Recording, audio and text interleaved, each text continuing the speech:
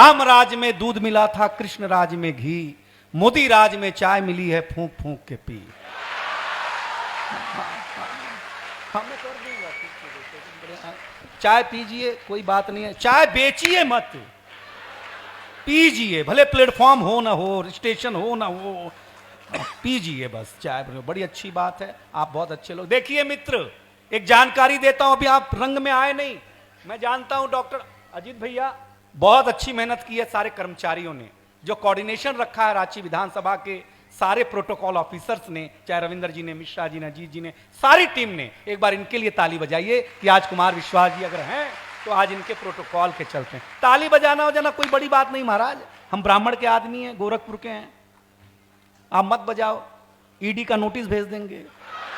बहुत अच्छे, ओहो बहुत अच्छे। जब नोटिस फालतू में भेजनी है तो इस बात पे भी भेजी जा सकती कि ताली नहीं बजाई थी। लो व्यंग समझना, ताली मांगूंगा नहीं, ये कविता का मंच है। ये रंग कविता का जब हरिवंश राय बच्चन की कलम में उतरा तो उन्होंने लिखा, रंग बरसे भीगे चुनर वाली, ये रंग आस्था की चौखट पर आया तो मीरा ने गाया, श्याम पिया मुरी रंग दे चुनरिया, ऐसी रंग दे कि रंग ना ही छूटे रामा, तो भैया धोए चाहे सारी उमरिया। ये रंग फिल्मी पर्दे पर आया तो सुनील दत्त साहब ने गाया कि रंग और नूर की बारात किसे पेश करूं, ये मुरादों की हंसी रात किसे पेश करूं। ये रंग शायरी में आया तो शायर ने लिखा, इसी रंग रंग में रंग है, तुझे रंग रंग में रंग दिया, मेरा रंग आया है रंग पर, तेरा रंग चढ़ के उतर गया। ये रंग कविता में आया तो कवि ने लिखा, इस रंग बदलती दुनिया में मैं रंग बेचता हूं और एक एक हाथ खड़ा ना कर दूं तो बताना, सुनना सुनना। ये रंग जब 18 साल के नौजवान के सर चढ़ करके बोला तो गली गली में भगत सिंह ने गाया, मेरा रंग दे बसंती चोला माए। ये कविता का रंग है। क्या बात है बावरा, वाह। ये ताली पहले बजा देते तो इतना खून खराबा नहीं करना पड़ता। आपकी आदत पड़ी है।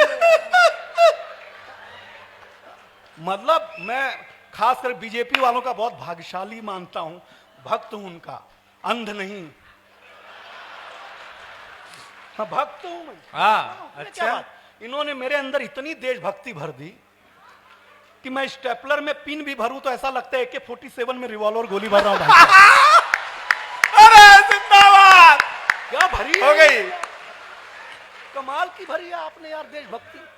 हाँ सही बात, क्या भरी है आपने देशभक्ति मेरे अंदर, बहुत अच्छा। देखिए एक कहानी सुनाता हूं, सुन के बताइएगा। सूरदास जी जगन्नाथपुरी के दर्शन करने गए, जब जगन्नाथपुरी में कृष्ण विराजित हुए और जा करके, आओ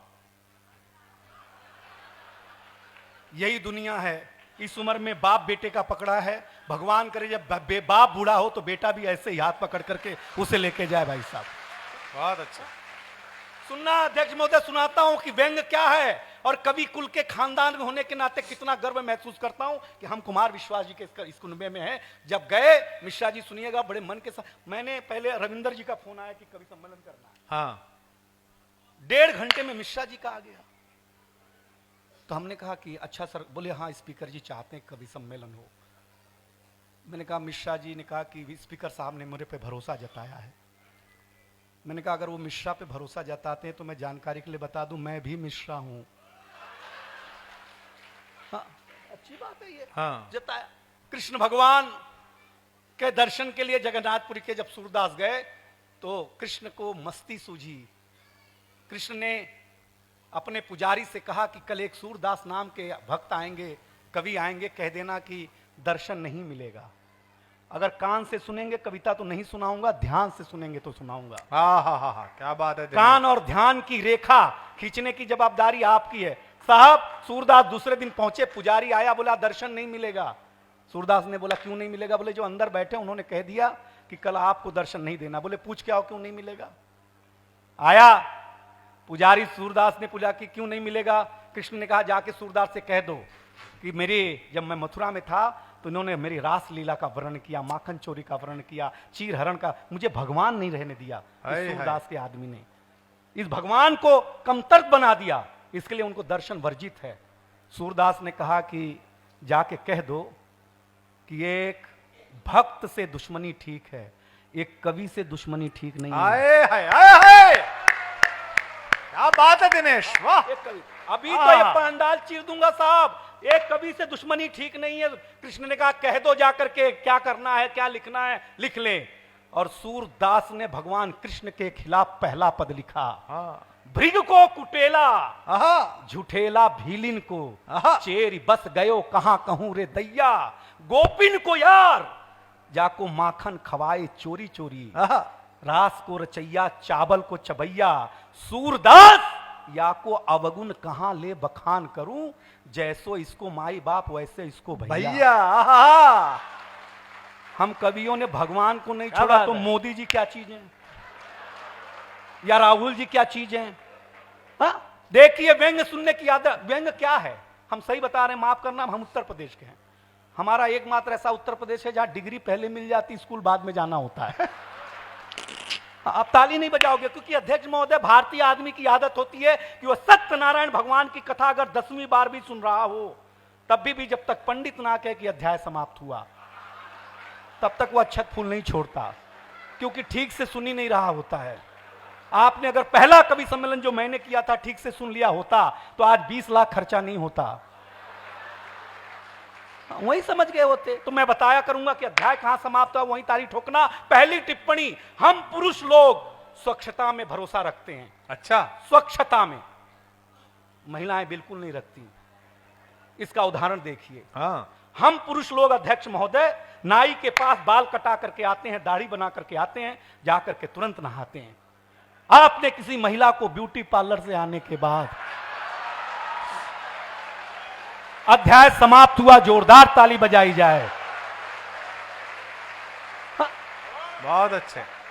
अगर मुंह धोते हुए भी देखा हो, हम बताएं गुप्ता सर आपको ईमानदारी से, हम उत्तर प्रदेश में थे तो हमारे दादाजी खेत में काम कर रहे थे, अच्छा, तो एक मंत्री जी पहुंचे। वो उधर बैठे हैं, कृषि मंत्री हो रहे उधर, हाँ पहुंचे, वो मालूम नहीं। इधर बैठे हैं उधर। हाँ, हाँ, नहीं आप सुन लीजिए सर। हाँ, हाँ। ये यहाँ के लिए नहीं, हमारे उत्तर प्रदेश के लिए है। योगी जी का मैं दीवाना हूं। अगर वो आम के बाग के बगल से गुजरते हैं ना तो जो हरा आम होता है वो भगवा होने लगता है। इतनी दहशत, हाँ हाँ हाँ, मैंने कभी देखी नहीं साहब, मैं दीवाना हूं उनका। साहब पहुंचे, हमारे दादाजी खेत में काम कर रहे थे तो मंत्री जी ने कहा कि और किसान जी कैसी है आपके गन्ने की फसल। हमारे दादाजी पैर पकड़ लिए, बोले कृषि मंत्री का पैर हमारे खेते में।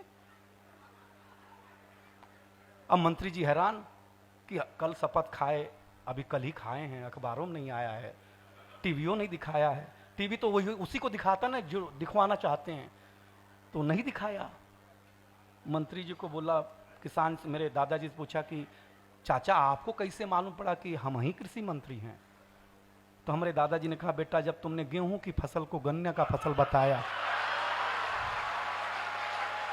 ताली कमजोर है यार, व्यंग यही है। तभी समझ तभी गए। हम समझ गए थे कि हमारे प्रदेश का कृषि मंत्री। पोर्टफोलियो नॉलेज की वजह से थोड़ी नहीं मिलता है, पोर्टफोलियो ताकत की वजह से मिलता है। सही बता रहे हैं हम आपको, लेकिन अच्छी बात है। देखिए व्यंग सहन करने की ताकत पैदा करिए, विरोध मत करिए। अगर हमारा मुंह बंद करना शुरू कर देंगे तो ये धरती हमारे जैसे पुत्रों को जन्म देना बंद कर देगी साहब। आप इसलिए हम जैसों को हिम्मत दीजिए, तालियां बजा करके।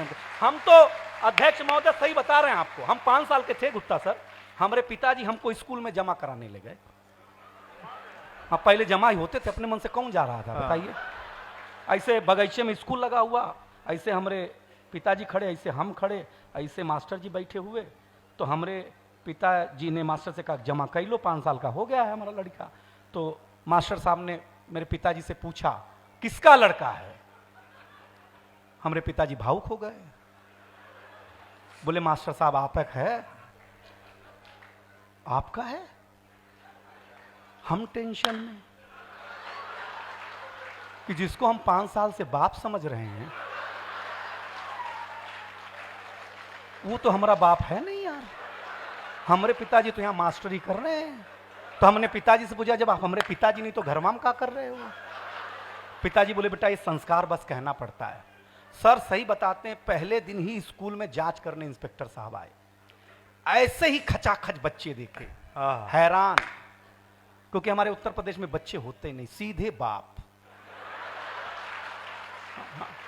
एक लड़के को खड़ा किया, बोले बताओ तुम्हारे प्रदेश का मुख्यमंत्री कौन? बच्चे ने कहा रामलाल यादव। इंस्पेक्टर ने बोला ये कौन है बे? बच्चे ने कहा पिताजी का नाम है, 5 साल से घर नहीं आए तो मुझे लगा यही होंगे। मैं समझिएगा, मैं समझाना चाहता हूं आपको। इंस्पेक्टर का माथा खराब हो गया, बोले तुम्हारे प्रदेश के मुख्यमंत्री का नाम नहीं मालूम है, कैसे बच्चे हो? बच्चे ने कहा साहब असली बात यह है कि हम असली स्टूडेंट हैं ही नहीं, हम यहाँ भेड़ बकरी चरा रहे थे। मास्टर जी आए, बोले क्लासरूम में बैठ जाओ, शाम को 10-10 रुपया मिलेगा। अब ये बताओ तुम दोगे कि कोई और देगा? अध्यक्ष महोदय पगला गया, उसने मास्टर को डांटना शुरू किया, क्या करते हो, बच्चे असली नहीं है। मास्टर ने कहा देखो साहब असली तो हम खुद ही नहीं है, असली हमारे पिताजी हैं, वो मुकदमा लड़ने गए हैं। उन्होंने बोला जा संभाल दे स्कूल, आज एक इंस्पेक्टर आने वाला है, हम संभालने के चक्कर में पहली बार फंसे हैं। सर इंस्पेक्टर का माथा भन्ना आ गया, वो हेडमास्टर की कैबिन में गया, बोला सरकार इस बात की तनख्वाह देती है आपको? बच्चे असली नहीं, मास्टर असली नहीं। हेडमास्टर साहब ने 10,000 की गड्डी निकाली, इंस्पेक्टर के हाथ पे रखी, बोला देखो साहब असली तो हम भी नहीं हैं, असली हमारे बड़े भैया हैं, वो खेत में काम कर रहे हैं। उन्होंने कहा कि इंस्पेक्टर साहब आएंगे, उनके हाथ में 10,000 की कड़कड़ाती नोट रखना, बिना कुछ बोले सारी फाइलों पे साइन करके निकल जाएंगे।